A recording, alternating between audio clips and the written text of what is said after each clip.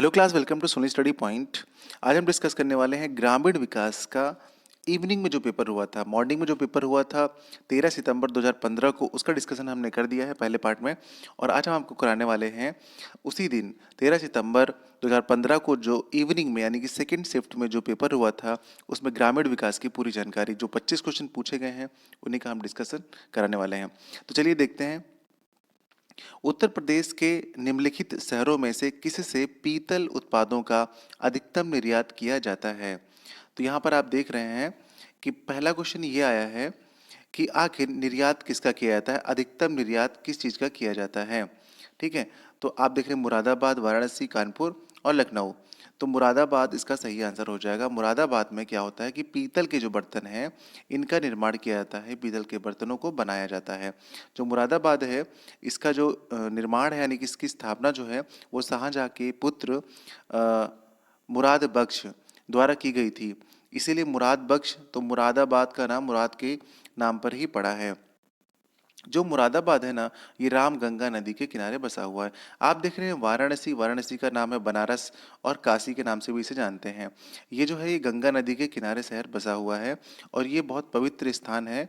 इसे बौद्ध और जैन धर्मों में भी इसके पवित्रता का वर्णन किया गया है। जो कानपुर आप देख रहे हैं, कानपुर जो है वो गंगा नदी के किनारे बसा हुआ है और गंगा जो है सबसे ज़्यादा प्रदूषित किस शहर में होती है, तो वो कानपुर में ही होती है। और जो कानपुर है ना, ये चमड़ा उद्योग के लिए बहुत प्रसिद्ध है। और आगरा, आगरा और कानपुर जो है वो चमड़ा उद्योग के लिए प्रसिद्ध हैं। तो ये आप ध्यान रखिएगा। और जो लखनऊ है ये गोमती नदी के किनारे बसा हुआ है। अगला देखते हैं। उत्तर प्रदेश में कितने जिलों में विभाजित है? जो उत्तर प्रदेश है वो कुल कितने जिलों में विभाजित है?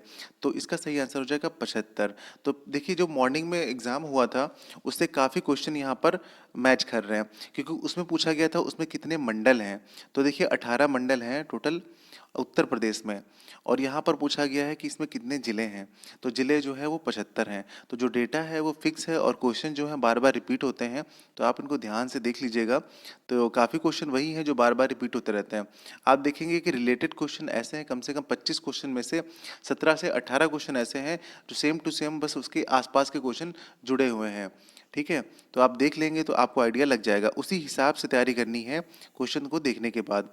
ये जो रेशियो आप देख रहे होंगे यहाँ पर, एक रेशियो पूछा जाता है जैसे मनरेगा में। ठीक है, मनरेगा जो योजना है उसमें पूछा जाता है कि केंद्र सरकार और राज्य सरकार के बीच में कितना अनुपात है, तो वो होता है 75 और 25 का अनुपात है। ये देखिए कई बार पूछा जा चुका है, तो इसे आप ध्यान रखिएगा।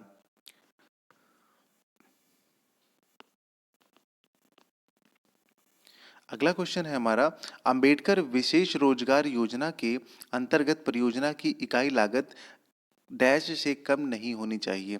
तो कितने से कम नहीं होनी चाहिए? तो इसका आंसर हो जाएगा 50,000। तो ये 50,000 से कम नहीं होनी चाहिए। ये योजना देखिए 14 नवंबर को, मतलब 27 नवंबर 2014 को प्रारंभ की गई थी और पेपर हुआ था 15 में। मतलब कि हाल ही की योजनाएं आपको याद रखना है। जो भी विशेषकर योजनाएं चलाई गई हैं अपने राज्य उत्तर प्रदेश में, उनको। सुल्तानपुर डैश, सुल्तानपुर से सामाजिक वानिकी योजना की कुशल कार्यप्रणाली के लिए केंद्रीकृत डेटाबेस की समस्या का समाधान करने की पहल है। तो इसमें से कौन सी ऐसी पहल है जिसने सामाजिक वानिकी योजना की कुशल कार्यप्रणाली के लिए केंद्रीकृत डेटाबेस की समस्या को सॉल्व किया है? तो वो है डी हो जाएगा इसका सही आंसर आपका। डी में आप देख रहे हैं राष्ट्रीय सूचना केंद्र, नेशनल इंफॉर्मेटिक्स सेंटर जिसे बोलते हैं, नेशनल इंफॉर्मेटिक्स सेंटर। ठीक है, तो राष्ट्रीय सूचना केंद्र जो है उसने सुल्तानपुर में सामाजिक वानिकी योजना की कुशल कार्यप्रणाली के लिए केंद्रीकृत डेटाबेस की समस्या को समाधान करने की पहल शुरू की है। तो ये तो क्वेश्चन आपका था उस टाइम के हिसाब से, तो ये आने वाले टाइम के लिए ज़्यादा इंपॉर्टेंट क्वेश्चन नहीं रहेगा।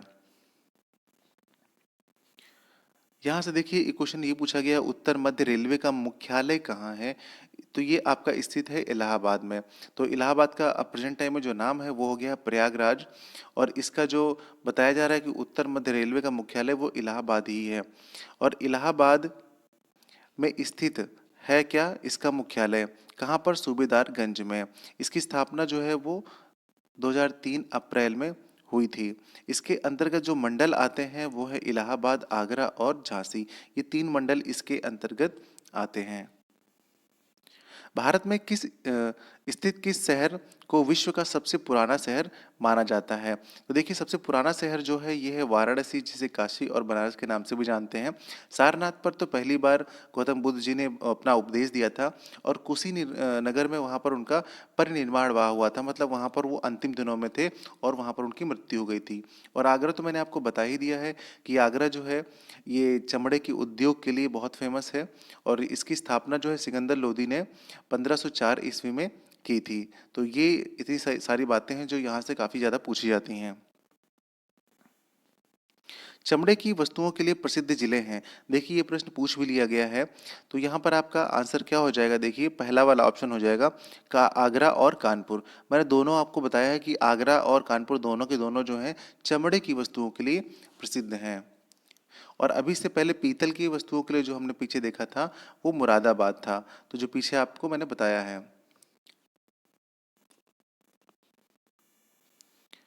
अगला प्रश्न है हमारा, इंदिरा आवास योजना जो एक केंद्र समर्पित योजना है का राज्य सरकार के साथ लागत सहभाजन अनुपात क्या है? तो देखिए, ज़्यादातर जो योजनाएं होती हैं उनका जो अनुपात होता है केंद्र और राज्य का, वो होता है 75 और 25 का।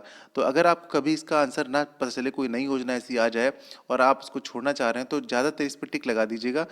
ठीक, 3:1 का रेशियो होता है इनके बीच में, मोस्टली 3:1 का रेशियो होता है। तो 75 और 25 में आप देख रहे हैं, अगर इसको सॉल्व करेंगे तो यही रेशियो निकल कर आ जाएगा। ठीक है, तो वैसे इस योजना का तो यही हो जाएगा।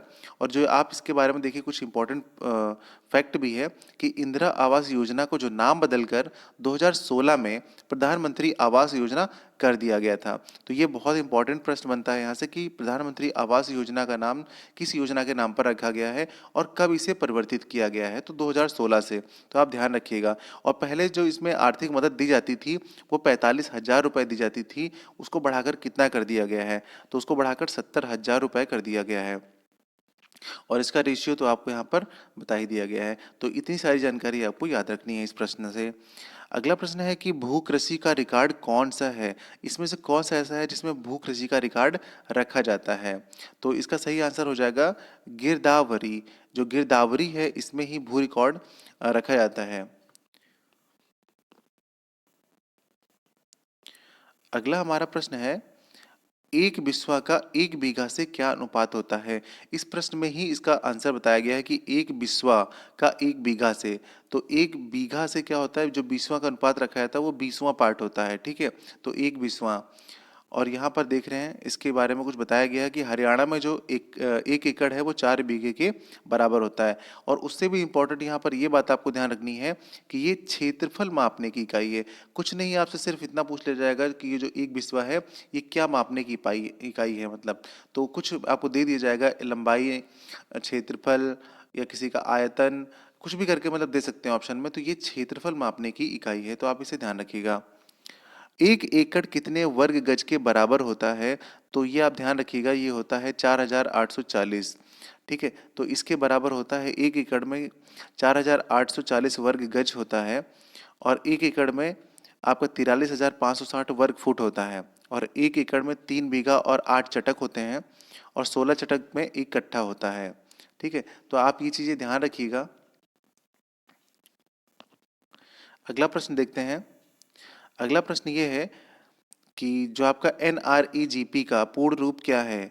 तो देखिए, यहाँ पर है इसका राष्ट्रीय ग्रामीण रोजगार गारंटी कार्यक्रम, मतलब national rural employment guarantee programme. जो इसका हो जाएगा, यही सही आंसर है। सी इसका सही आंसर हो जाएगा। और यहाँ से आप देखिए इसकी स्थापना कब हुई थी। जो इसकी स्थापना है वो 2 फरवरी 2006 को हुई थी। और यह कानून हर तृतीय वर्ष में इच्छुक ग्रामीण परिवार के किसी भी अकुशल वयस्क के अकुशल सार्वजनिक कार्य वैधानिक न्यूनतम भत्ते पर 100 दिनों की रोजगार की गारंटी देता है। तो यहाँ पर 100 दिनों तक उसको काम करने का मतलब चांस मिलेगा, उसको 100 दिनों तक काम करने के लिए कहा जाएगा। बस उसके बाद फिर नहीं कहा जाएगा।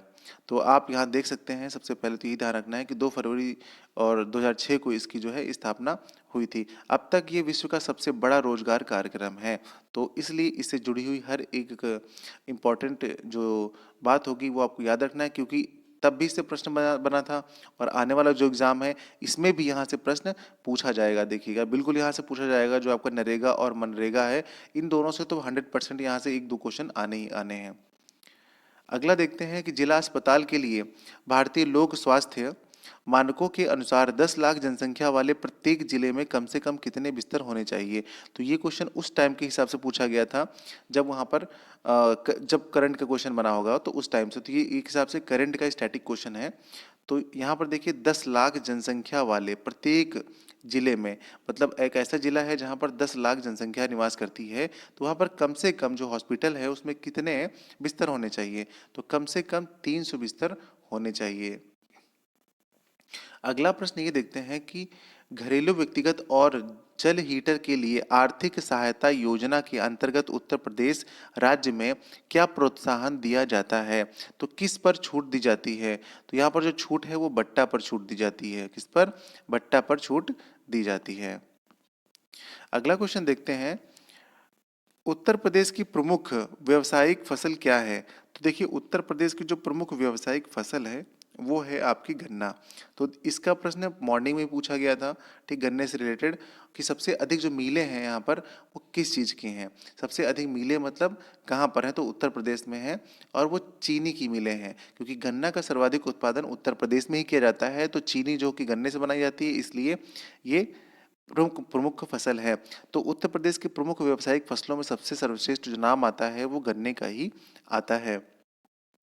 और देखिए यहाँ पर एक और खास बात है कि जो प्रदेश में गन्ना उत्पादन के 2 प्रमुख क्षेत्र हैं, तराई क्षेत्र और गंगा यमुना दोआब क्षेत्र।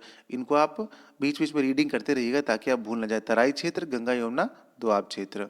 अगला क्वेश्चन देखते हैं, एक ग्राम के वार्डों से चुने हुए कितने सदस्य होते हैं। तो एक ग्राम में ग्राम के जो वार्ड होते हैं उसमें कितने सदस्य चुने जाते हैं, जिन्हें पंच कहा जाता है। तो देखिए ये आप डेटा याद रखिएगा, ये होता है 7 से 17। तो इतने सदस्य जो है वो चुने जाते हैं, तो ध्यान रखिएगा 7 से 17। अगला क्वेश्चन देखते हैं। अगला क्वेश्चन ये है कि उत्तर प्रदेश के उच्च न्यायालय के मुख्य न्यायाधीश की नियुक्ति कौन करता है। तो ये नियुक्ति करते हैं भारत के राष्ट्रपति जी। तो जो भारत का राष्ट्रपति होता है वही उच्च न्यायालय के मुख्य न्यायाधीश की नियुक्ति करता है। अगला क्वेश्चन देखते हैं। अगला क्वेश्चन ये है कि उत्तर प्रदेश में एक वर्ष में न्यूनतम कितनी ग्राम सभा की बैठक यानी कि मीटिंग होनी चाहिए। तो मीटिंग जो होनी चाहिए टोटल वो कितनी होनी चाहिए, 2 मीटिंग होनी चाहिए। अगला क्वेश्चन देखते हैं, एक व्यक्ति के लिए पंचायत का सदस्य बनने की न्यूनतम आयु सीमा कितनी है। तो देखिए जो न्यूनतम आयु सीमा है वो रखी गई है 21 वर्ष, लेकिन जो वोटिंग आईडी, अगर ध्यान से क्वेश्चन आप पढ़िएगा, जब डायरेक्ट नहीं कि आप लगा दें 21 वर्ष, अगर क्वेश्चन में लिखा होगा कि कितने कम से कम वर्ष में ही जो युवक है वो वोट डालने के लायक बन सकता है, तो वो हो जाएगा 18 वर्ष। तो 18 वर्ष में वोट डालने का अधिकार प्राप्त हो जाता है, लेकिन पंचायत का सदस्य बनने के लिए 21 वर्ष की उम्र होनी चाहिए। यहाँ से देखिए कुछ खास बात है, ये जो आर्टिकल है आपका 243 च में यह कहा गया है कि 21 वर्ष पूरा कर चुका हो तभी वो उसका सदस्य बन सकता है। तो मतलब आपको ध्यान रखना है कि आर्टिकल जो है 243 च है, और उसके बाद 243 घ में ये बताया गया है कि निर्वाचन 5 वर्ष के लिए देखिए होता है, और इसमें ये घ में ये बताया गया है कि अनुसूचित जातियों व जनजातियों के आरक्षण की व्यवस्था की गई है। तो मतलब क्या है कि अनुच्छेद 243 घ में एससी और एसटी के आरक्षण की बात की गई है, उसमें व्यवस्था की गई है। और 43 च में ये बताया गया है कि वो हर व्यक्ति जो 21 वर्ष का हो चुका है वो ग्राम पंचायत का सदस्य बन सकता है। तो ये चीज़ें आपको ध्यान रखनी है। अगला क्वेश्चन है, मध्याह्न भोजन कार्यक्रम के अंतर्गत विद्यालय स्तर पर बच्चों के न्यून भार की प्रतिशतता का आकलन किस आवृत्ति पर किया जाना चाहिए। तो देखिए इस पर किया जाना चाहिए, अर्धवार्षिक पे करना जाना चाहिए। और इससे पहले जो मॉर्निंग में हुआ था एग्जाम, उसमें ये पूछा गया था कि भाई जो बच्चे हैं उनको जो भोजन दिया जाता है उसकी जांच पड़ताल कब कब करी जानी चाहिए। तो उसकी जो है ना प्रतिदिन करी जानी चाहिए। कब? हर एक दिन उसकी जांच कर दी जानी चाहिए। अगला देखते हैं। अगला प्रश्न है हमारा, मनरेगा के अंतर्गत सामग्री संगठन के मामले में केंद्र और राज्य सरकारों के द्वारा किए गए निधिकरण का अनुपात क्या होता है? तो देखिए ये प्रश्न यहाँ पर पूछ भी लिया गया है। मैंने कहा था आपसे 75 और 25 इसका अनुपात होता है। तो यहाँ पर देखिए ये सही है। और उसके बाद आपको ये ध्यान रखना है कि जो ये कार्यक्रम है ये कब प्रारंभ किया गया था। तो ये 25 अगस्त 2005 में प्रारंभ किया गया है। और इसके अंतर्गत प्रत्येक बीपीएल सूची के परिवारों की न्यूनतम भत्ते पर एक वित्तीय वर्ष में 100 दिनों को रोजगार दिया जाता है, मतलब 100 दिन तक के लिए उनको काम दिया जाता है। यह योजना भारत सरकार के ग्रामीण विकास मंत्रालय द्वारा चलाई जाती है। और इसमें जो है वित्तीय वर्ष 2016-17 में इस योजना की जो आवंटित राशि थी वो थी 48,000 करोड़ रुपए। तो ये ज़्यादा इंपॉर्टेंट नहीं है कि राशि कितनी थी, लेकिन आपको ये ध्यान रखना है कि 100 दिनों तक रोजगार दिया जाता है और ये चालू कब की गई थी ये योजना, ये बहुत इंपॉर्टेंट है। अगला प्रश्न देखते हैं, कौन सी उपभाषा राज्य के पश्चिमी भागों यानी कि रोहिलखंड और ऊपरी दोआब में बोली जाती है? तो वो भाषा कौन सी है? वो खड़ी भाषा है जो बोली जाती है।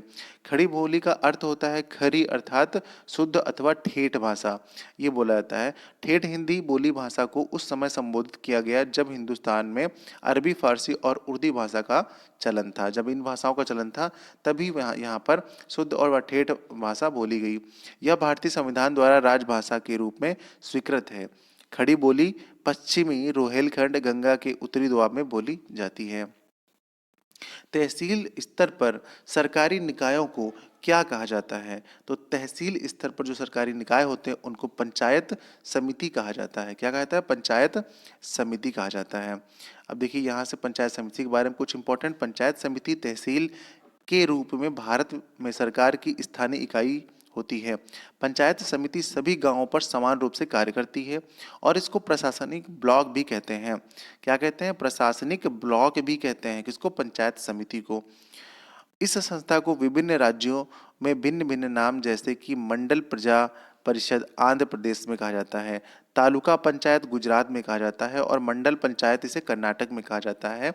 तो ये आप ध्यान रखिएगा कि किसको यहाँ पर किस नाम से जाना जाता है, तो ये काफी इंपॉर्टेंट है। अगला प्रश्न है, 2011 की जनगणना के अनुसार उत्तर प्रदेश का सबसे अधिक जनसंख्या वाला शहर कौन सा है? तो सबसे अधिक जनसंख्या जो है वो है कहाँ पर? कानपुर में। देखते हैं अगला प्रश्न, और ये आज का लास्ट क्वेश्चन है।